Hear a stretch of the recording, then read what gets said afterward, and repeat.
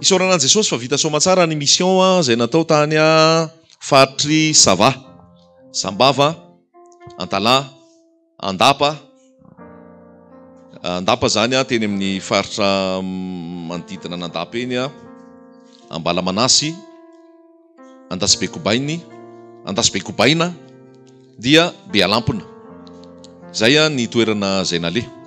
Izy fotoana saika nandeha any moany amin'ilay faritra hoe Ambody Angeziko fa noho ny faratsian'ny lalana sy ny fotoana zay voafetra dia antarihan'ny fanamasiny zay tsy hoany fa nijanona treo Bealampona. Le Ambody Angeziko zany orianany Bealampona dia inona fa rehefa niasa ny fanahy tao amin'ny toerana io tsy maintsy miparitaka mandeha any ny tenin'Andriamanitra. Dia saorana ny tompo any fahavitany zay asa zay. Ny angana dia tamin'ny firy moa zany? Alakamisy 22 juillet no départ ny aingana nakany Sambava. Dia 22 ariva zany dia tonga dia tao Antalany fitoriana. Tao Antalany fitoriana ny 22 ariva dia nijanona tao Antala zay ny 22 23 namangy olona nitety tokantrano. Dia ny sabotsy zay niverina nakany Sambava. Dia ny Sambava sabotsy ariva ny fitoriana tao Sambava. Rehefa avy ao Sambava ny sabotsy ariva dia ny alahady voamaraina be no niainga nakany Andapa. Dia rehefa tonga tao Andapa dia tao indray no nanao fitoriana tao amin'ny toerana cercle chinois. Dia avy eo Andapa no nandeha nakany amin'ilay toerana manaraka indray ny Ampitsoniny tany amin'ilay Ambalamanasy sy Andasibekobaina. Dia rehefa avy eo niverina kely indray aloha dia rehefa vita indray ny Ampitsoniny zay vao niverina nakany Bealampona. Ohatr'izay zany ny toerana nale. Dia isaorana ny tompo ny zavatra rehetra vita. Rehefa nitory teny zay tao Antala, ny zavatra nataonay aloha dia nitory zay nakeny an-dalana zay nilaza tamin'ny olona hoe misy fitoriana. Sady milaza amin'ny olona zay misy fitoriana no sady manasa ny olona no sady tonga dia mitory an' Jesosy Kristy tompo. Enina menada zay no nandeha tany am-piandohana 7 no tokony nandeha fa noho ny fandaminana moa zany noho ny tsy fahafahan'ilay rahalahy dia tsy afaka nandeha izy dia enina zay. Fa isaorana ny tompo hoe enina zay satria ny chauffeur anay chauffeur anankiray nitondra ny fiara dia lasa 7 zany. Raha nandeha zany izy dia 7 dia teritery tao anaty fiara. Fa mba 7 zany zay tonga tany ny fiara nandray anay teo amin'ny aéroport dia 7 niaraka tamin'ny chauffeur. Isaorana ny tompo fa i chauffeur io no nitapitra ny fotoana ny 28 nanolo tena ho an' Jesosy izy dia natao batisa. Any hoe nandritry ny herinandro izy Alleluia. Dia raha ho an' Jesosy ho azy ny voninahitro anatin'izany rehetra zany satria izy no nitondra anay teny rehetrarehetra teny tamin'izay naleha anay zany na tany Antala na teo Sambava na tany Andapa sy ny rehetrarehetra tany dia izy no nitondra anay zany. Izy no chauffeur. Dia na eno ny teny rehetrarehetra nytoriana na eno ny afatra ny zaraina dia voakasika ny tenin'Andriamanitra izy dia alohany andeha hody zay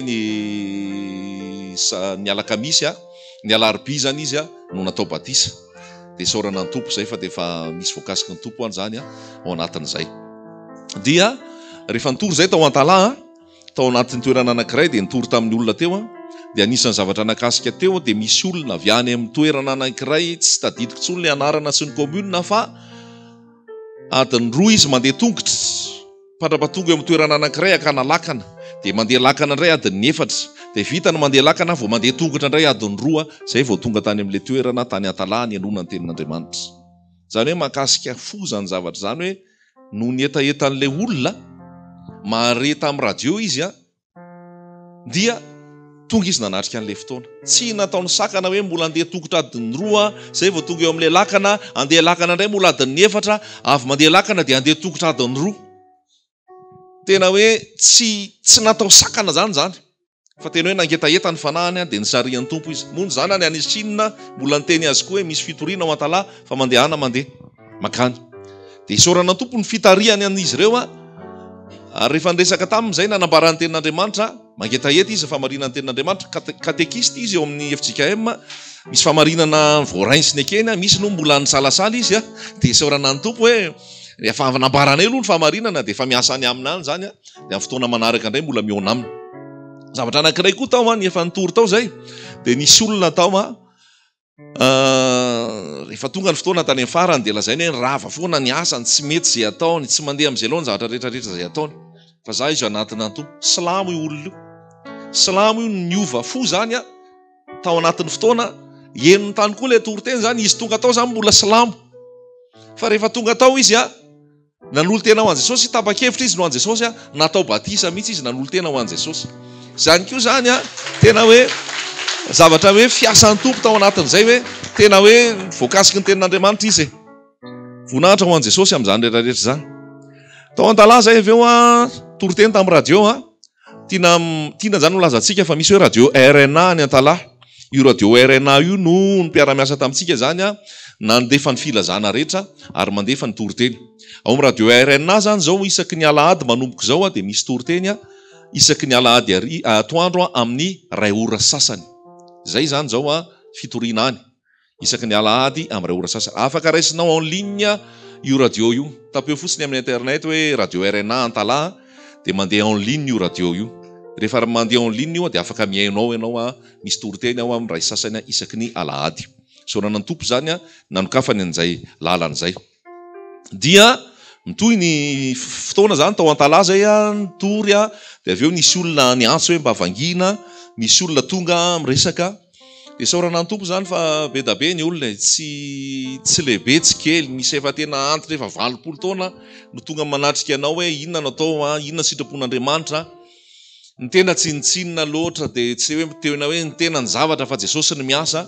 Ary mahita ray aman-dreny ohatr'izany hoe 20 taona fotsifolo manatona anao mitady hevitra, mitady hoe ahoana ny ahafantarany sitrapon'Andriamanitra.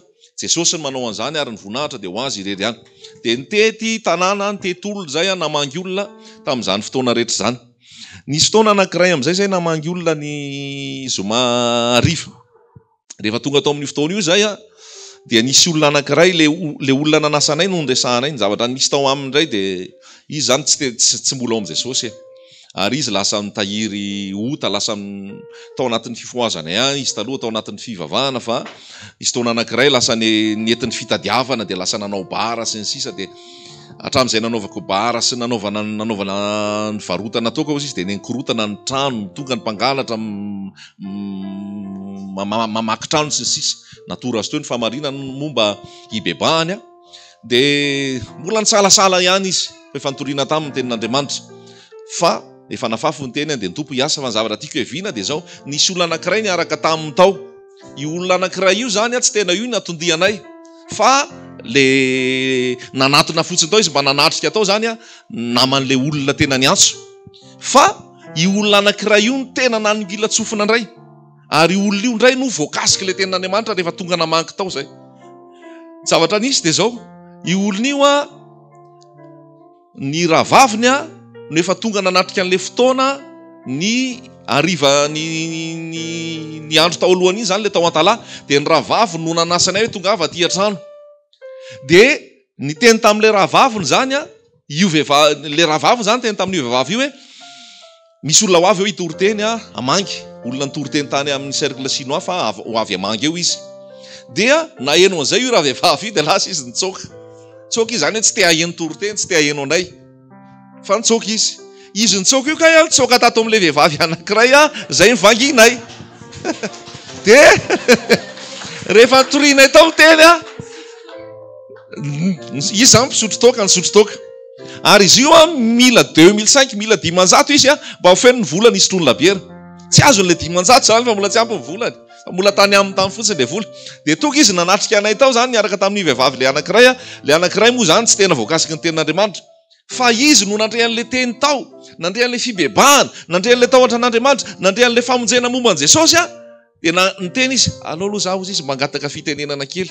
Dia nitantarainy anay teo hoe le zoko koa nijery nanatrika anareo tao amin'ny cercle chinois, izy no niteny hoe isy olona ho avy eto hivavaka andray niteny dia zaho izy nitsoka ny ala tany ka nareo tongato nareo tongato tena voakasiky le tenin'Andriamanitra ozy izy afaka atao batisa ve zaho ozy. Dia ozy zay hoe tsy isy manakana anao fa tsy ho atao batisa fa avy hatrany ary dia ho ataontsika ny batisa. andro alina io efa hariva ny andro efa maizina mbola ny fanjevonay ary zay nitady anazy aveo fa diso lalana tsy tafahoana de efa hariva mihitsy efa hariva zay vao tafahoana indray de natao le batisa tena isaorana ny tompo zany fikasihany hoe olona saika andeha hisotro toaka nitady hisotro toaka niona tamin'i Jesosy tao ary efa tafahoana tamin'i Jesosy tapa-kevitra ny an'olo tena ho an' Jesosy de nanaiky an' Jesosy izy. Zay le mahafinaritra le fitarihan'ny tompo hoe le olona raha iny no vakiana tao hoe mba hiova inona kory ny hiova fa tsy hiova fa le anankiray tsy dian'ny hiova kory iny ny kasihan'ny tompo tao. Asa raha tadidinao Jesosy le nisy fotoana andeha amin'ny toerana anankiray andeha mangy marary izay raha tsy diso de ny andalana Jesosy nisy le vehivavy anankiray le nandeharana andritra ny taona maro ny sisika nikasika ny lambondamban Jesosy. Tsy tena zay ny antony zany fa Jesosy andeha mangy an'le olona tany fa le vehivavy zay no sisika de nandray an'le raha lambondamba de nahazo fanasitranana. De tena hoe isaorana ny tompo zany hoe ny fiovany zany raha vavy zany.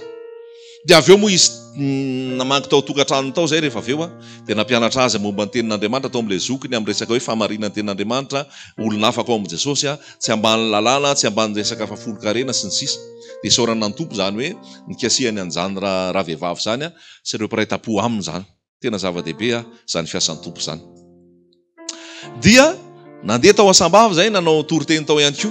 Rehefa nitorotsy tao zay de nanambara ny tenin'Andriamanitra de tamin'ny farany fotoana nisy tovolahy anankiray zay nanatona.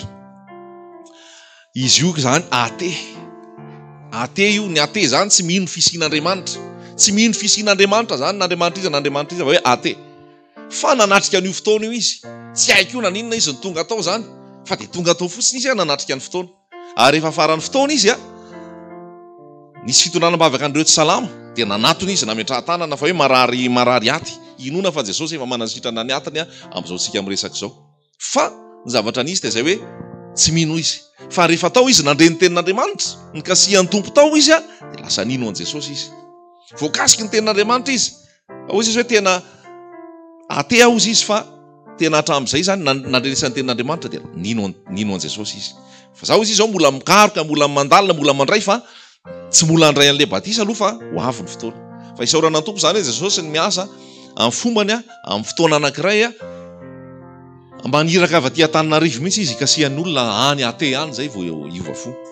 De isaorana an' Jesosy zany fiasany magagy zany. Tao anatin'io fotoana io ihany koa de nisy olona anankiray zay pasteur ny FJKM nanatrika ny fotoana. Ary de ozy izy hoe resy lahatra amin'ny tenin'Andriamanitra izy resy lahatra amin'ny famarinana ny tenin'Andriamanitra izy de mbola nangataka trano izy hoe mbola mahazo fampianarana ve momba ny fiverenan'i Jesosy fiavian'i Jesosy. Efa nifandray contact moa zany dia afaka mifandray aminy ao anatin'izay. Misy olona tao katolika iringiriny katolika hatramin'izay mihitsy. Fa nikasihan'i Jesosy no fony dia natao batisa koa izy tamin'ny rehefa vita ny fotoana fitoriana tao anatin'izany. De isaorana ny tompo zany fiasan'ny rehetrarehetra zany. Aveo amin'izay zay nandeha nitety tanàna tany amin'le andapa sy ny rehetrarehetra iny tany indray dia ny zavatra natao de tsy tena hoe en salle fa le olona namana tany zany efa mikarakara ny fotoana de ohatra amin'ny toerana anankiray tonga de manisy sono de eo no mitory ho an'ny olona eo zany. De misy ndresy lahatra rehefa vita ny fitoriana de manangatanana hoentina mbavaka fa marary sy ny maro samihafa de nitety toerana tany amin'ireny toeran'ireny zany. De isaorana ny tompo ny fitarihany tao anatin'izay satria tsy verimaina ny fitoriana. Tsy verimaina ny zavatra rehetrarehetra izay natao. Ampahany zany amin'ny filazana fanaovana tatitra amintsika ny amin'ny hoe fiasan'ny tompo tao anatin'izay mission zay. De ny voninahitra ho an'i Jesosy amin'izany rehetrarehetra zany. Lamina tsara ny dia, nanandroso sy ny verina dia mitohy ny asa, toy ny fitoriana. Ny tena de mpanompo tsy mahasoa zay tokony natao ihany natao fa de ho an'ny tompo voninahitra ny amin'izany rehetrarehetra zany. Ary isaorana antsika tsirairay avy izay nanoana mbavaka ny asa, ny atsaroam-bavaka n'izany asa rehetrarehetra zany. Fa tsapa ny herin'ny vavaka ny fiasan'ny tompo amin'izany rehetra zany. Misaotra antsika izay nanoana ny asa amin'ny ara-bola ihany koa nanomezana an'izany fahafahana nanao ny fitoriana zany. Tsika rehetrarehetra itsika izay nanoana an'izany asa zany. Zava-dehibe ny fanohanana ny asa. Raha mamaky ianao amin'ny Luka 4:9 rehefa nitety vohitra sy tanàna Jesosy dia hitanao ireo olona niaraka taminy dia izy hoe nanompo azy tamin'ny fananany. Zany hoe ireo olona resy lahatra, ireo olona nobebaka nanolo tena ho an' Jesosy no nanohana ny asa tao anatin'izay. Ary zava-dehibe zay hoe nanolo tena ho an' Jesosy zay vao manohana ny asa. Zany hoe efa antompo ianao, ny tenanao natolotra ho antompo. Zay zay Paoly ao amin'ny Korintianao hoe ny tenany aloha no natolona ho antompo, zay vao ny fananany. Zava-dehibe zay zavatra zay hoe ny fitondrana ny fiainana eo am' Jesosy dia ny anao ray manontolo dia an' Jesosy rehefa aveo araka izay hitariana anazy. Ny asan'Andriamanitra dia be da be, ary Jesosy mampiasa ny olona ao anatin'ny asa. Ny asan'Andriamanitra dia midadasika fitoriana, famangina olona sy ny maro samihafa. Fa anjarantsika no miditra ho mpiara-miasa amin'Andriamanitra ao amin'ny asa izay napetrany. Anjarantsika zany no miditra hoe hanohana ny asan'Andriamanitra amin'ny alalan'ny talenta, fahaizana, ny tena, amin'ny alalan'ny vola izay omen'ny tompo ihany koa. Zao asan'Andriamanitra zao tia nazaraina amintsika. Tsy misy hoe misy matsy amintsika misy sponsor be ve nareo. Ny sponsor dia any an-danitra, sponsor dia Jesosy. Fa tsy misy hoe organisme be anankiray atao Antananarivo hoe tsy haiko hoe inona ny anarany dia io no manohana an'ity asa miomana ity. Na hoe misy organisme be any ampitan-dranomasina any dia io misy fikambanana be dia io manohana ny asan'Andriamanitra. Tsisy an'izay sponsor zay zany tiana tenena amintsika hoe misy mpanohana be ao ambadika ao. Jesosy mpanohana be ao, manao ny asany izy. Ary Jesosy mampiasa ny tsirairay avy, olona fantatra, olona tsy fantatra, fa mamafy fanjakan'Andriamanitra, manome arak'izay fahafahany, arak'izay ndaimpony, arak'izay faharesendahany, arak'izay nomeny tompo anazy. Dia zay ny ahafahana manao ny asa. Tsika zany tena tarihan'ny fanamasina amin'ny asa rehetrarehetra, ary hatramin'izay nametrahan'ny tompo an'izao asa atao zao ka hatramin'ity androany ity rehefa misy vina napetrany, vision napetrany, misy asa nasainy natao, dia io asa io vita tsara tsakasy andavany foana io, ary vita mihoatra noho ny heverina sy nangatahana. Misy hoe amina million ka 200 millions tamin'ireny nakany Fort Dauphin reny, 75 millions tamin'ity Sava ty, 85 millions de francs tamin'ity Sava ty. Zany rehetrarehetra zany dia omen'ny tompo fotsiny amin'ny fombany araka le lazaiko anareo foana tsisy hoe orta concert na hoe déjeuner akana vola anaovana fitoriana, fa Jesosy miasa zany amin'ny fombany. Ary tsisy zavatra tsy manavesatra anao le izy, ary tsy manavesatra ny hafa ihany koa, fa dia hitanao fiasan'ny tompo ao anatin'ny zavatra rehetrarehetra. Dia voninahitra ho anazy amin'izany tiako tenena anareo ny tompo mamatsy ny asany, fa anjarantsika no mandray anjara ao anatin'izay. Meteza zany ho mpiara-miasa amin'i Jesosy, meteza ho ampiasain'i Jesosy ao anatin'le asany, hoe nisy zavatra natao dia anisa mba mpandray anjara atao ianao, anisa mba mpanohana atao ianao. Voninahitra ho an'i Jesosy moa amin'izany. Ny antsika izay ataon'ny tanàna kavanana tsy fantatry ny tanàna kavia, tsy irairaina mihitsy le izy na ho teneniny ary, fa manjary azonao hoe ity valopity anao, fa any an-danitra ny valopity. Tsy miandry any an-danitra koa raha fa defa ity dia mahazo valopity. Fa tiako amporosihana antsika hoe manaova investissement amin'ny any an-danitra, amin'ny fotoana, amin'ny vola, amin'ny fananana, amin'ny fitoriana tenin'Andriamanitra. Fa zava-dehibe ny fanohanana, zava-dehibe ny fanohanana ny asa. Ny asan'Andriamanitra zany vita foana na manao tsika na tsy manao, satria an Jesosy le izy. Fa ny mahafinaritra fotsiny dia mba tafiditra ianao anatin'le manao ny asa. Hoy Jesosy zay tadidiko foana ty teny ty rehefa miteny hoy Jesosy hoe nareo izy izy rehefa asainareo manginginy ireo zazy ireo izy dia ny vato ny antsoantso. Zany rehefa tsisy idera zany ny vato ary mbola ideran'i Jesosy. Zany hoe hain Jesosy foana mera lakilarika. Hain Jesosy foana zany no mavita ny asany, fa tsika fotsiny ve mpiara-miasa ho aminy sa tsy tao aminy, fa vitany foana le izy zany na eo tsika na tsy eo. No an Jesosy moa voninahitra anatin'izany. Ohatran'izay koa ny amin'le hoe tamin'le izy le niteny tamin'ny Jiosy tao amin'ny Jaona 9 hoe nareo milaza fa zanaky Abrahama, taranaky Abrahama, nefa nareo mamono anahy, nareo avy amin'ny devoly. Fa lazaiko anareo fa Andriamanitra hozy izy mahay manangana taranaky Abrahama avy amin'ny reto vato reto. Zany hoe ny Jesosy zany tena hoe izy ny mahatateraka an'io amin'ny zavatra rehetra, fa ny zavatra tena tombony dia hoe za mpiara-miasa amin'i Jesosy, za dia anisan'ny ao anatin'ny fanjakana ary miasa mamafy ao. Dia zay ny tiako amporosihana antsika zany hoe mba tena ho isany ao anatin'izay tsika. Jesosy tsy mitady ny Jesosy zany ny fo ny tena dia daviny voalohany indrindra, ny fo ny tena daviny, ary zavatra rehetra dia atao amin'ny fo, zavatra rehetra dia atao amin'ny mpitiavana, ary arakarak'izay fahafahana. Tsisy koa hoe andeha hanao asan'Andriamanitra dia hitrosa, tsy avy amin'ny tenin'Andriamanitra zany. Tsisy koa andeha hanohana ny asan'Andriamanitra dia mitrosa any aloha tena hitrosa vola aloha za hanohanako ny asan'Andriamanitra. Tsy mety tsy araka sitrapon'Andriamanitra zany. Fa zay fahafahanao, arakaraka zay fahafahana, zay ny tena zava-dehibe. Dia iny no mitambatra rehefa avy eo dia mahavita zavatra be. Teny malagasy moa dia milaza zay hoe ny erikerika no mahatondradrano. Dia arakaraka zay zany le izy.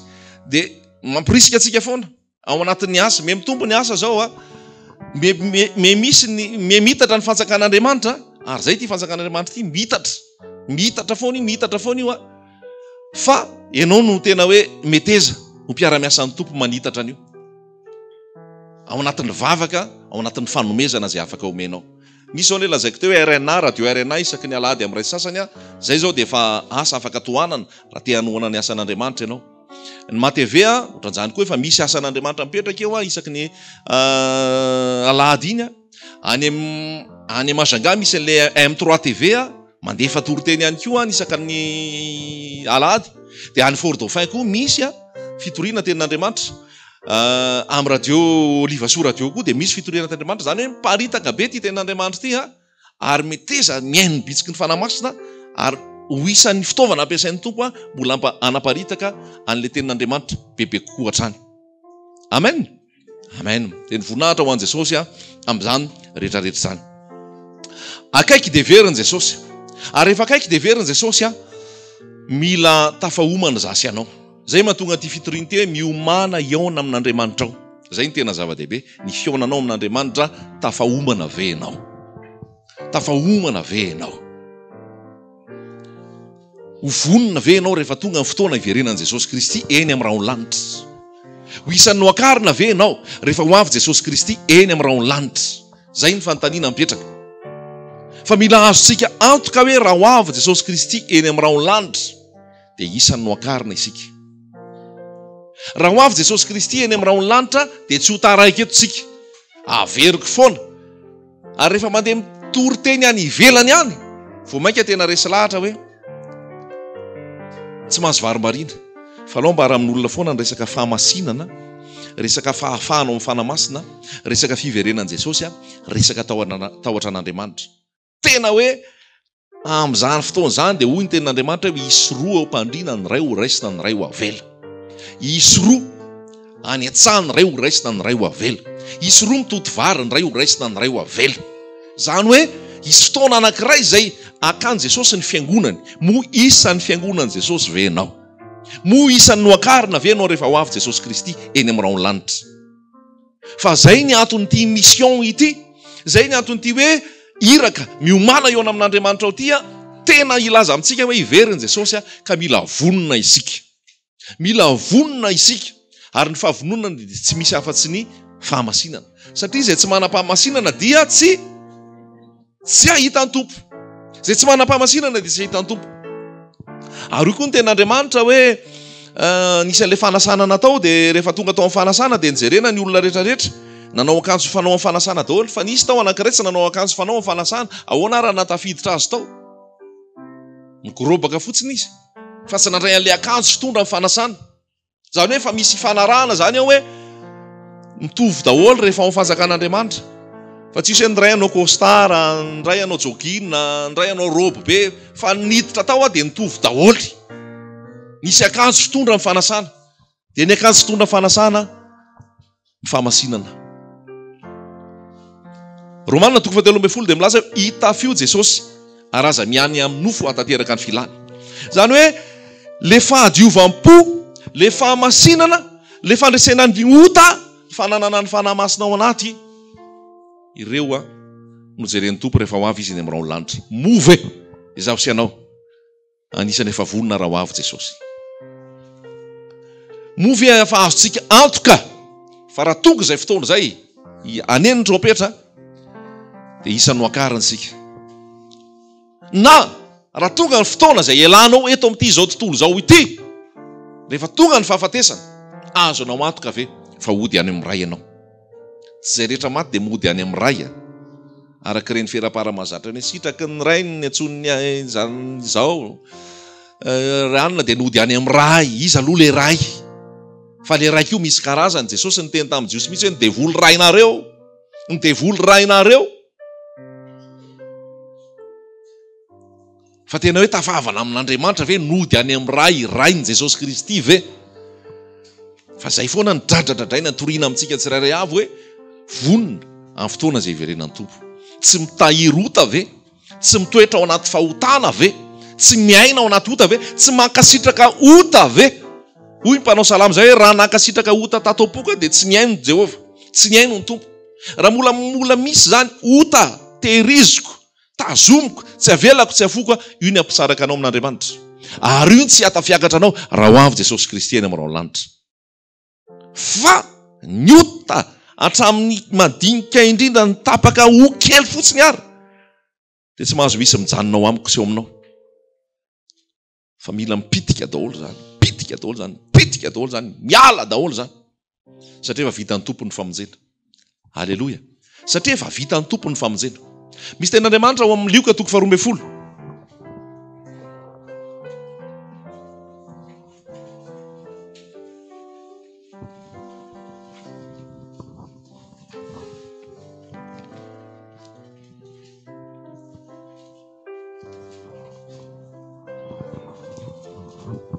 Lioka 12 andininy fa 7. Lioka 12 andininy fa 7. Dia zao ny voasoratra. Tonga hanipy-afo ety ambonin'ny tany aho, ka manao ahoana ny faniriko mba hiretan'izany sahady. Averiko Lioka 12 andininy fa 7. Tonga hanipy-afo ety ambonin'ny tany aho, ka manao ahoana ny faniriko mba hiretan'izany sahady.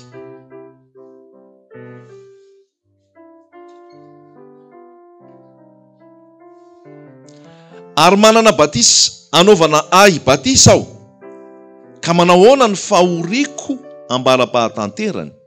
Ataonareo va fa tonga hanome fihavanana ambonin'ny tany aho? Tsia, hoy izao aminareo, fa fampisarahana. Fa hatramin'izao dia isy 5 isaratsaina ao an-trano iray. Ny 3 hanohatra ny 2, ary ny 2 hanohatra ny 3. Isaratsaina ireo, ka ny ray hanohatra ny zanany lahy, ary ny zanakalahy hanohatra ny rainy. Ny reny hanohatra ny zanany vavy, ary ny zanaka vavy hanohatra ny reniny. Ny rafozam-bavy hanohatra ny vinanto vavy, ary ny vinanto vavy hanohatra ny rafozany vavy. Ary Jesosy tamin'ny vahoaka, raha mahita ramana miposaka any andrefany ianareo, miaraka amin'izay dia hoy ianareo, ho avy ny ranonorana, dia tonga izany. Raha avy any atsimon'ny rivotra, dia hoy ianareo, hafana ny andro, dia tonga izany. Ianareo miatsara velatsy, ny tarehin'ny tany sy ny lanitra dia hainareo fantarina, fa ahoana kosa no tsy haizanareo mamantatra izao toetrandro izao? Nahoana ianao ny tsy mahalala mitsara araka ny marina?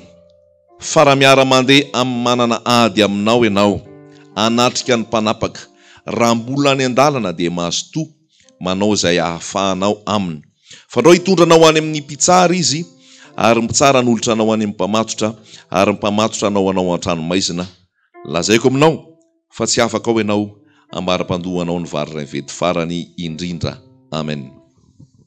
Ny tenin'izay tena ifatoantsika dia any amin'ilay tenin'i Jesosy hoe tonga hanipy-afo ety ambonin'ny tany aho, ka manao ahoana ny faniriko mba hiretan'izany sahady. Zay anisan'ny mission an Jesosy. Tonga hanipy-afo ety ambonin'ny tany. Manao ahoana ny faniriko mba hiretan'izany? Izao sy anao dia mila n'io afo io. Izao sy anao dia mila n'io afo io. Rehefa hiresaka tamin'i Mosesy Andriamanitra, dia taiza ny nandehanany? Taiza ny dira Mosesy? Tao amin'ilay roy memy, tao amin'ilay hazo nisy afo nyrehatra, dia tao izy nandroso tao izy. Ny tiana lazaina amintsika dia izao, misy tenin'Andriamanitra any amin'ny Hebreo any hoe Andriamanitra dia afo mandoro, un feu dévorant. Andriamanitra dia afo mandoro. Resaka afo zany ny tena resahantsika eto, sy manodidididina azy rehetra. Inona ny afo? Atao ahoana ny afo? Atao inona ny afo? Inona ny fiantraikan'izay? Fa io ny tenin' Jesosy hoe tonga eto tany anipy afo. Manahoana ny faniriko ny retan'izany sahady. Eli rehefa nanao ny fanatitra tamin'izany fotoana, ny fanandrina tamin'ny mpaminany bala sy ny Astarte, dia niantso an'Andriamanitra izy. Ary hoy izy hoe izay Andriamanitra mamaly amin'ny afo no Andriamanitra. Dia efa hainao tsara ny tantara fa rehefa nivavaka Elia, niantso izy dia Andriamanitra namaly tamin'ny afo. Ary nidorany ny fanatitra rehetra, nanehoana fa izy no Andriamanitra. Ny mpaminany ny bala, mpaminany ny Astarte, tsy nisy afo nilatsaka teo, tsy nisy afo nirehatra teo, tsy nisy afo nandoro teo. Na dia niantso ihany ary. Ty afo resahako aminao ty zany, dia afo avy any an-danitra mihitsy. Afo tsy nisoroana antsika, afo tsy naharehatritsika, fa Andriamanitra mandrehatra an'io ary Andriamanitra mandatsaka an'io afo io. Ary ny iraka napetraka tamin'i Jesosy dia izy hoe tonga hanipy afo ahoko.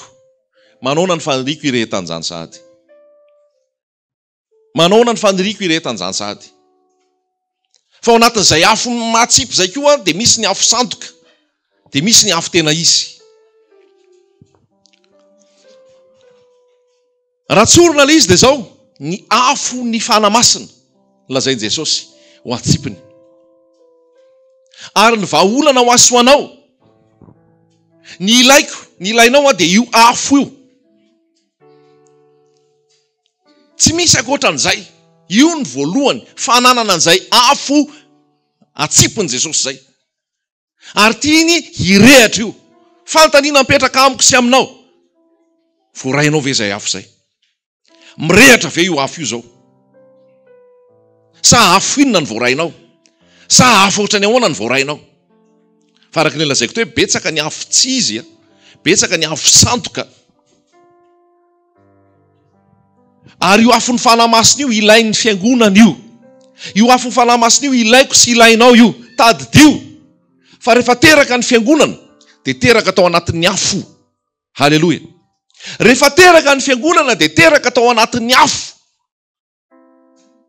Mamerina kely ny fahatsiarovanao fa rehefa nilatsaka ny fanamasina, ry zareo tao amin'ny efitra ambony tao, ny mpianatra 20 dia nilatsaka ny fanamasina izy tahaka n'inona ny endriny teo amin'ny lohany teo? Tahaka ny afo. Ary raha mamakytsika an'io asan'ny apôstôly io dia voalaza mihitsy hoe tampoka teo izy dia nisy rivotra ny fofofofo. Ary avy eo nandeha tahaka ny lelafo teny amin'ny lohany. Ary teo no teraka ny fiangonana. Teraka ny fiangonana tamin'izay afo zay. Ianao ve manahoana? Efa teraka ve ianao tamin'ny alalan'izay afo zay? Afo ny fanamasina io. Ary io tsy fakultatif. Io tsy hoe azo fidina na tsy azo fidina, fa tsy maintsy amin'ny alalan'ny afo ny aterahan'ny fiangonana. Ary tsy maintsy amin'ny alalan'ny afo ny rehetan'ny fiangonana. Androany tena te hametraka amintsika ny tenin'Andriamanitra. Te hametraka amintsika Jesosy hoe mirehatra ao anatin'ilay afo ve ianao? Nampirehetin'ilay afo ve ianao? Ary me mandroso ve ianao anatin'izany asan'Andriamanitra zany?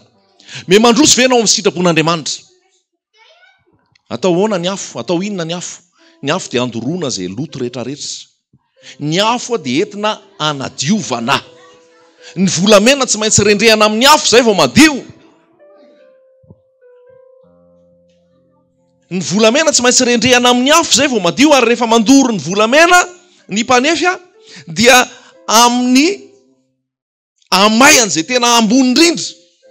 Ary hoy ny mpanefy izay hoe rehefa hitako eo amin'ny endriko, rehefa hitako eo amin'ilay volamena ny endriko madio izy zay. Fa raha mbola tsy hitako hoe tena madio izy, mbola tsy tena madio izy, mbola tsy hitako eo ny endriko. Mbola maloto zany ilay volamena dia tsy hita ilay endrin'ilay mpanefy. Fa mba ahafahana tena hoe manadio azy dia mandeha amin'ny afo izy. Ahafahana hoe manadio azy dia mandeha amin'ny afo izy. Ary rehefa mandeha amin'ny afo izy dia misaraka eo amin'izay misy lotony zany. Ilay lotony iny avy eo tsofin'ny mpanefy dia miala. Rehefa miala iny lotony iny pura ilay volamena. Te hiditra any an-danitra ianao? Tia andova fanjakana lanitra ianao. Mila diovina ianao. Manaiky ho diovina ianao. Ny ahafahana manadio anao. Afo. Ny ahafahana manadio anao dia afo. Ary ny afo zany tsy mivazivazy zany. Ny afo zany tsy misangisangy zany. Ny afo zany tsy manafosafo zany. Fa matoa alefa ny afo zay mare marary. Mare mamay. Mare mandoro. Zay zavatra zay nefa niala amin'ny akamaroan'ny fiangonana. Zay zavatra zay niala amin'ny akamaroan'ny ny mpitoroteny, ny mpanao asan'Andriamanitra, ny fikambanana. Tsy eo tsony le afo andorin'ny olona. Fa toa anampy olona. Toa metraka olona ho faly ao anaty fahotana. Toa metraka olona ho faly ao anaty fitiavana vola, fitiavana rena, fitiavana zao tontolo zao. Toa tsy afo mandoro, tsy afo mamay. Misy afo ihany fa tsy afo avy amin' Jesosy. Misy afo mirehatra ihany fa tsy afo avy amin' Jesosy. Raiso ngeny ao amin'ny Levitikosy 10.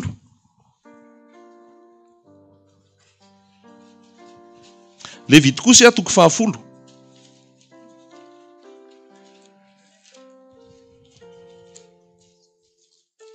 Andininy voalohany.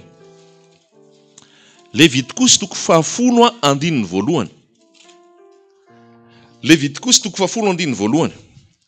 Ary Nadaba sy Abihu zanaky Arona samy naka ny fitondranafony avy ka nanisy afo teo anatiny. Ary nanisy didikazo manitra teo dia nanatitra afo tsy izy. Nanatitra inona? Afo tsy izy. Nadaba sy Abihu ny resahana. Nadaba sy Abihu zanaky Arona. Arona mpisorona, zanany koa mpisorona. Ny mpisorona dia mpanalalana amin'Andriamanitra sy ny olona. Mitondra ny fanatitra, mitondra ny vavaka, manao fisoronana ho an'ny olona. Mpisorona zany. Dia ireo mpisorona ireo mitondra ny fanatitra dia mandoro amin'ny alalan'ny afo izay entiny. Fa ny zavatra nisy teto dia zao, Nadaba sy Abihu dia nanisy didikazo manitra dia nanatitra afo tsy izy teo anatrehan'Andriamanitra. Zay lazaiko anao misy afo ihany fa afo tsy izy. Ny devoly Satan ny anarany. Satan dia antsoina hoe malin. Ny atao hoe malin dia fetsifetsy. Ary ny malin zany tsy mampiseho zavatra tonga dia hita ny faratsiny. Fa manao zavatra akaikikaiky. Azotsika ve? Manao zavatra akaikikaiky. Tao marina. Zay ny lazan'ny apôstôly Paoly hoe tao marina. Fa rehefa tenena hoe tao marina zay, inona ny tena izy zany? Tsy marina. Fa tao marina. Tao mivavaka daholo ny malagasy. Tao misy fiangonana evangelika be da be ke. Tao mihira daholo ke. Tao manao asan'Andriamanitra daholo ke. Tao manao asa fanompona daholo ene. Tao mandeha mitety tany daholo ene. Tao misy fitoriana daholo ene. Fa rehefa mijery Andriamanitra, tao be fahotana ke. Tao mbola manjaka ny kolikoly. Tao mbola manjaka ny aizina. Tao mbola be risiriso. Tao mbola ao anaty fijangajangana. Fangalanam-badin'olona. Fa inona zany le itorianareo? Inona zany le alehanareo? Dia mamela hiteny aminao. Tsy fitsarana fa ny tenin'Andriamanitra no miteny. Afo tsy izy zany ny be da be. Afo tsy izy ny be da be. Ohatra ny ataony Arona. Ohatra ny ataony zanaky Arona. Afo tsy izy ny be da be. Satria tsy mandoro. Satria tsy manamasina. Satria tsy manova. Ny fanatitra zany re avako malala rehefa hoentiny eo anatrehan'Andriamanitra dia may. Tsisy raisinao intsony io. Tsy izay tianao intsony io. Tsy izay mahafinaritra anao intsony io. Amin'izany rahalahy noho ny famindrapon'Andriamanitra dia mangataka anareo mba hatolotra anareo ny tenanareo ho fanatitra, velona, mbasina, sitraka Andriamanitra. Rehefa manolotra ny tenanao fanatitra ianao zay dia miomana ianao amin'ny afo. Halleluja. Hanovanao io. Fa tsy normal. Raha hoe zanak'Andriamanitra nanolo-tena, nodorana tamin'ny afo nefa mbola anao mini jupe. Tsy nandoranao ny afo zay fa afo tsy iziny ianao. Tsy normal. Raha hoe zanak'Andriamanitra tonga tao amin'ny resaka hoe fifoazana, tonga tao amin'ilay fanolora tena ho an'ny tompo ka mbola anao akanjo manara-batana mampiseho vatana. Tsisy fahamasinana izany. Tsy eto ihany. Hoe tombobao manao akanjo metimety, mididiny kolna, lavalava ny akanjo, sy ny sisa fa rehefa tonga ny alatsinainy dia akanjo hafa. Tsia! Masina Andriamanitra. Ary rehefa masina dia masina 24/7. Zany hoe 24 heures sur 24, 7 jours sur 7. Isa minitra, isa segondra, masina amin'ny fitondratena rehetra. Fa sao dia niona tamin'ny nampanompon'Andriamanitra.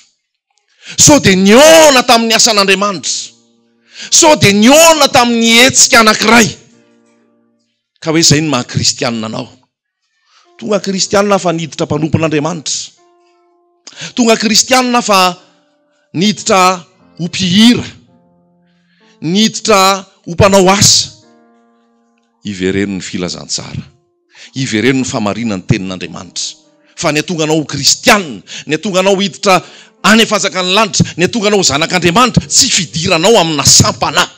Tsy fidiranao anao asan'Andriamanitra. Tsy fidiranao anao asa fanompona. Fa be da be ny manao asa fanompona fa tsy mbola nidoran'ny afo. Be da be ny manao asan'Andriamanitra fa tsy mbola nandalo afo mamay. Hanika mora tafitohany eny am-pitoriana. Mora tafitohany eny am-panaovana ny asa. Mora lava eny am-panaovana ny asa. Mora menjera. Satria nahoana tsy nidiovon'ilay afo mamay. Zay manatsofina hoety miaino aoka izy haino zay ny fanahy fiangonana androany. Fa mila doran'ny afo ianao. Afo tsy izy nefa ny be da be amin'izao fotoana. Tsy izay milaza Jesosy dia izy. Zay mahatonga an'i Paoly miteny ao amin'ny Korintianina hoe misy Jesosy tsy izy. Misy Jesosy tsy izy. Misy Jesosy be lamody fotsiny. Misy Jesosy jejojejo. Jesosy tsy ao anatin'ny jejojejona. Jesosy tsy ao anatin'ny ajejona. Ivereno ny tenin'Andriamanitra raha lasaina bava. Ivereno ny famarinana ny tenin'Andriamanitra ao. Fa ny fanjakan'Andriamanitra dia tsy miseo-seo. Ny fanjakan'Andriamanitra dia tsy hita. Fanjakan'Andriamanitra dia miafina. Ny anjely ao an-danitra ao, mideran'Andriamanitra miafina amin'ny elany. Tsy hita. Miafina. So lasa maka ny voninahitr'Andriamanitra. So lasa maka ny voninahitra Jesosy. Ny ankamaroany nefa amin'izao fotoana dia lasa maka ny voninahitra Jesosy. Lasa maka ny voninahitra Jesosy. Tompo amindra fo. Tenin'Andriamanitra nizareko amintsika. Ary mino afa voarainao zany teny zany. Za tsy hitory afo nefa malemilemy no lazaiko anao. Afo ny resako aminao nefa alemilemy ve? Fa mialatsiny afa tsy maintsy ambarako aminao fa le afo andoro anao. Le afo ampisaraka. Tadio tsara ny lasain Jesosy tao aorinan'io. Sao dia averinareo fa hitondra fihavanana. Sao dia averinareo fa hitondra fiadanana. Tsy hitondra fihavanana, tsy hitondra fiadanana fa hitondra fampisarana. Halleluja. Tsy zany no miteny an'izay fa voasoratra anatin'ny Baiboly zay. Fa manompoka amin'izao fotoana zao izy. Dia ny ao an-trano hisaraka. Dia lazainy teo hoe ny ray, ny zanaka, ny rafozana, vinato, sy ny sisa, sy ny sisa. Io fisarahana io tsy resaka hoe miady vola, na miady lova, na miady akanjo, na miady sakafo. Fa io fisarahana io dia vokatra le fahamarinana ny tenin'Andriamanitra. Rehefa milatsaka ao aminao ny tenin'Andriamanitra, tsy te hiaina ao anaty fahotana intsony ianao. Rehefa milatsaka ao anatinao ny tenin'Andriamanitra ka doran'ny afo ianao, tsy miraitsy kombakomba amin'ny ratsy intsony ianao. Dia zay mahatonga an'ilay ao an-trano misaraka. Satria ianao tsy mety hiraitsy kombakomba amin'ny ratsy. Tsy mety miraitsy kombakomba amin'ny fahotana ianao. Halleluja. Tsy normal. Raha miditra amina fiangonana anankiray, miditra ao mpifoka sigara, voaka ao mbola mpifoka sigara. Tsy normal raha mbola andevon'ny toka ka miditra amina fiangonana anankiray dia mivoaka ao dia mbola ohatran'izay ihany. Na ianao mitsy izay nanana fo ratsy tsy mino, nanamafy ny fonao, na le afo ao koa ny afo tsy izy. Eto ane zao dia lazaiko antsika dia zao eto amin'ity toeran'ity ozy amantsy-nareo rehefa tonga eto tonga soa daholo zay tonga eto. Na iza, na veza, na vaiza. Eto zany tsika dia ny tompony malala ny tsirairay avy. Ny tompony mahafantatra ny vo. Eto zany dia ohatrany hoe tambary. Dia vakio Matthieu 13:10. Fa tao amin'ny tambary dia nisy ny vary dia nisy ny tsiparivary. Tao amin'ny tambary dia nisy ny vary sy ny tsy parifary. Tsy ny tambary ny ratsy. Fa tamin'ny alina ozy izy dia tonga ilay fahavalo dia namafy zavatra hafa tao. Ary Paoly ao amin'ny epistiliny hoe tsy ny rehetra manana ny finoana. Tsy ny rehetra ny manana ny finoana. Ary zay ilay resaka teo, ohatra nisy ny resaka zay teo nitarika fotoana, inona motivation anao tonga eto?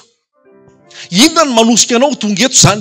Samy manana motivation ny olona anatrika fotoana anankiray. Ny sasany mety hoe tenen'ny dada sy mama dia mba mandeha koa. Zay zany motivation anao. Hoe mba mankaty dada sy mama dia mandeha koa zay. Sasany mety hoe tsy fantatra. Te ho sitrana. Sasany mety hoe anaty olana sy problème be. Sasany mety hoe nasaina ny tsikilo nandeha eto. Mba tazano hoe ilay resaka miomana. Dia misy voahiraka ho avy eto ahitazana. Dia rehefa tonga eto izy, tsy tena vavaka izy fa fampiresadresaka fotsiny zareo eo. Dia miresaka izy, indraindray izy miresaka mafy be fotsiny eo. Fotoana mandeha, fiderana mandeha, ny rana izy zay. Tazana fotsiny izy ohatrany ahoana ny ao, iza ny mira ao, inona ny message ao, lasa izy rehefa avy eo. Satria io tsy voafetra. Hotsika afaka tonga eo daholo.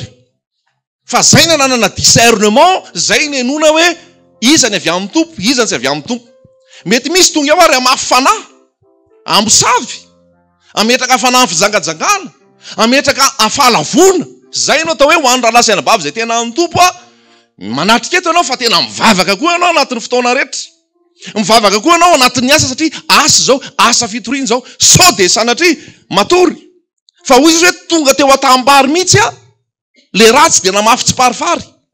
Tambary zao atika zao.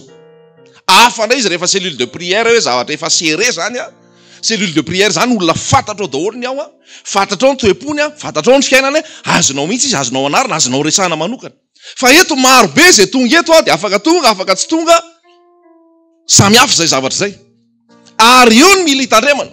Misy koa mety tonga eto mialatsiny amin'ny lazazà mety hijery vehivavy fotsiny lehilahy. Anadaladala sy ny sisa. Asana hoe tena naimpo hoe tena etaeta mihitsy na hoe tena hoe hitondra amin'ny fanambana fotsiny. Fa misy zavatra maro be ohatr'izany zany motivation ny olona hanatrika fotoana. Fa raha rabasoa moa raha batsara raha ato amin'ity fotoana ity izy ny tafahoana samy an Jesosy dia ny vady efa vaovao mahafaly mahafinaritra koa zany. Fa ny tena antondianao voalohany dia iona amin'i Jesosy. Mangetaeta famonjena, mangetaeta fahamarinana, mangetaeta fanadiovana avy amin'ny tenin'Andriamanitra, mangetaeta ny tena filazany tsara marina tsy misy kilema.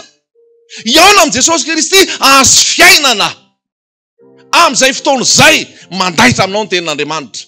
Fa tsy sanatria lasa latsaka anaty fombafombotsika. Dia tonga fotsiny tsika rehefa alahady. Dia ny fiainantsika ihany ny fiainantsika ao anatin'ny herinandro. Tonga fotsiny tsika rehefa amin'ny fotoana. Fa zary fahazarana amintsika miaino ny tenin'Andriamanitra. Zary lasa fombafomba fotsiny le miaino ny tenin'Andriamanitra. Tsia aoka hijanona ny fombafomba. Aoka hijanona ny fahazarana fotsiny. Fa aoka amin'ny fiavozam-panahy. Halleluja. Aoka tena amin'ny fiavozam-panahy hoe tena hitady an' Jesosy ny antondiako voalohany. Halleluja. Sao dia mipetraka eto ianao fa ny asa rapitsony efa ao andohanao amin'izao tsika mipetraka eto zao. Fa tsy ny tenin'Andriamanitra. Sao dia mipetraka eto ianao fa ny zavatra mbola ho atao rariva sy ny loka amandrahoana rehefa aveo. Misy ke tonga eto tena miainga avy any amin'ny kilometra maromaro mbola tsisy vary sy loka raha toandro. Fa noho ny fitiavana tenin'Andriamanitra dia tsy niantsena mihitsy aloha ary nametraka ny tenin'Andriamanitra ho zava-dehibe. Indraindray koa mety tonga eto fa le saina tsy ao fa ny vatana fotsiny eo. Androany tena hiverina amin'ny tena hoe fahamasinana sy ny fahamarinana ny tenin'Andriamanitra ianao. Tsy ho amin'ny fahazarana, tsy ho amin'ny fiatsaram-belatsia, fa tena hoe amin'ny fo madio. Hainareo hoe tantara anankiray hoe nisy tompy fivavahana anankiray. Tonga teo daholo mivavaka. Rehefa tonga daholo mivavaka, tonga dia nisy jiolahy tapoka avy avany. Tsy haiko na rolazy na firy ny sarotafa. Tonga dia efa nanambana basy daholo hoe zay tena hoe amono zany nalena. Fa nitsoka daholo le olona telo sa roa sisany teo. Nesoriny amin'izay ny kagolona. Afaka mivavaka amin'izay ianao izy fa reo ny tena izy. fa ny ambony teo hipokrity daholo. Ny ambony teo hipokrity daholo fa nitsoka daholo rehefa tena hoe tonga ny fanenjeha fa reo nyjanony reo ny tena izy any esorina ny kagolona miara-mivavaka amin'izay tsika. Inona ny motivation atsika? Inona ny manetsika anao? Inona ny tena ao anatitsika? Ny sandratan'i Jesosy ve? Ny anitsahana fahotana ve? Ny anitsahana mangoka sy menarana ve? Ny ainana ao anatin'ny fahafahana tsy manota ve? Tsisy ankoatran'izay ny motivation. Zay ny ataoko hoe miona amin'i Jesosy fa tsy miona amina mpanompon'Andriamanitra. Tsy miona amina fikambanana. Tsy miona amina asa fa miona amin'i Jesosy. Haleloia. Ary tandremo ianao mety mandalo eto. Fa mety mitoetra eto koa ianao. Fa izaho toetra foana hoe afo mandoro ve ny zavatra henonao amin'ny radio na amin'ny tele na amin'ny toeram-pivavahanao. Afo mandoro ve ny voarainao ao? Matsiaro mamay ve ianao? Matsiaro voatsindrona ve ianao? Matsiaro voakasika ve ianao? Fa sao dia hoe ny teo ihany ny teo. Heritaona ao ihany nefa tsy mamela heloka mihitsy. Heritaona ao ihany nefa lolompo. Ny eo tsy afaka, ny eo tonga. Raha doran'ny afo ianao tsisy lolompo taraiky eo. Raha doran'ny afo ianao tsisy fankahalana eo. Raha doran'ny afo ianao mandeha amin'ny famarinana ianao noho ny tenin'Andriamanitra. Haleloia. Zay zavatra hohaninao tsy maintsy misy fiantraikany any aminao. Sa tsy zany?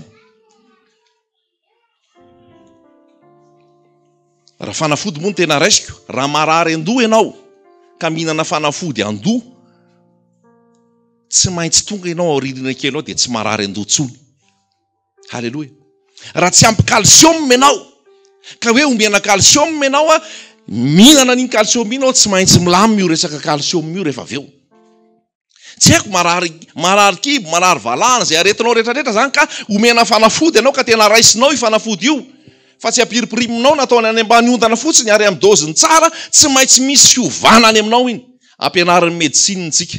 Ka raha omenanao koa ny tenin'Andriamanitra hoe ankalanao ota, ankalanao fahotana, ankalanao zay zavatra tsy ankasitran'Andriamanitra, dia tsy maintsy miova ianao e.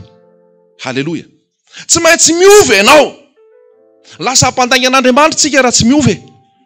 Matoa ianao tsy miova, ianao zay mbola manana fo ratsy tsy mino. Matoa ianao tsy miova, tsy mbola nisy fibebahana marina zay tao anatinao. Fa tsisy mihitsy hoe nidoran'ny afo a dia tsy ombay. Fa na koa le afo zay afo malefaka. Na le afo zay afo manampitampy fotsiny. Janona ihany anaty concubinage fa tsara ny tompo e. Janona ihany anaty tokantranomaso ao e. Debe lehibe tompo a. Tsara ny tompo rahalahy. Janona ihany anaty fialonana, fankahalana, tsy fitiavana, lolompo fa tsara Jesosy e. Janona ihany anaty fofoana, fidorohana, fa tsy zay miditra ao anatiny mandoto. Fa tsy fantatrao fa tempolon'Andriamanitra ianao. Ary zay manimba ny tempolon'Andriamanitra dia mba hosimbain'Andriamanitra ihany koa. Haleloia. Velona ny tenin'Andriamanitra. Masina ny tenin'Andriamanitra. Velona le afo. Le afo tsy izy tato maty izy roalahy rehefa avy eo. Satria afo tsy izy ny nampiasainy. Mbola ho avy ny fotoana hitsarana. Mbola ho avy ny fotoana anaovan'Andriamanitra mpamoaka. Eto zao dia samy eo tambara eny e. Nisy taona ane ny teny mihitsy ny anjely hoe ahoana?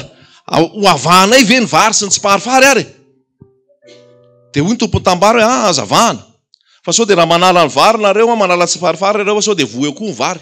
Fa alao hitambatra eo ihany aloha.